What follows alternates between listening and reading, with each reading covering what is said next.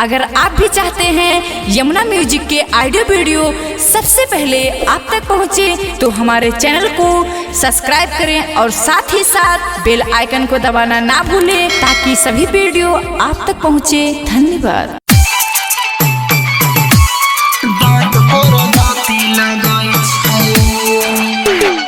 माँ Vaishno recording studio Delhi.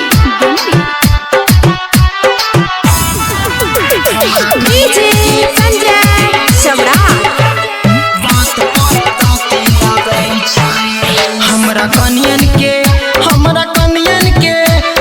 Canyon के लागै छै भूत रे, दांत पर दांती लगै छै रे, आ दांत पर दांती लगै छै।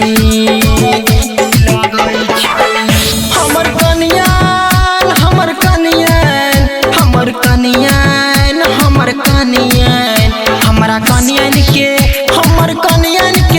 हमरा कनियन के लागै छै भूत रे, दांत पर दांती लगै छै रे, दांत पर दांती लगै छै।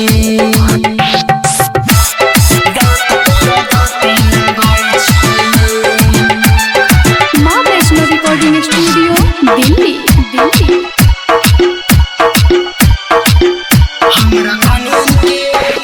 डीजे संजय चवड़ा। दिन भर रहै रे बढ़िया, साँझे के धलकै रे दुनिया। दिन भर रहै रे बढ़िया, साँझे के धलकै रे दुनिया। कहे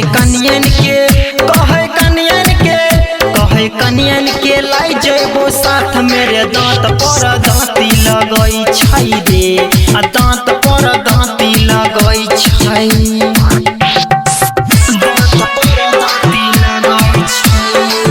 माँ Vaishno recording studio Delhi.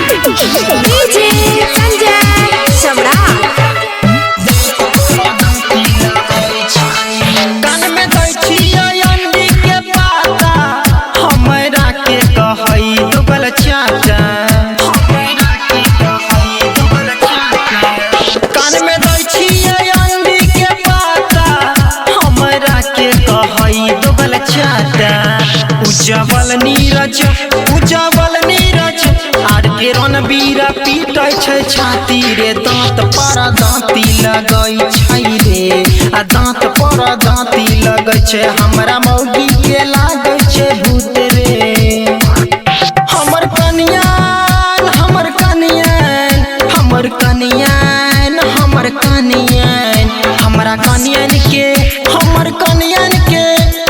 Canyon के लागै छै भूत रे, दांत पर दांती लगै छै रे, दांत पर दांती लगै छै।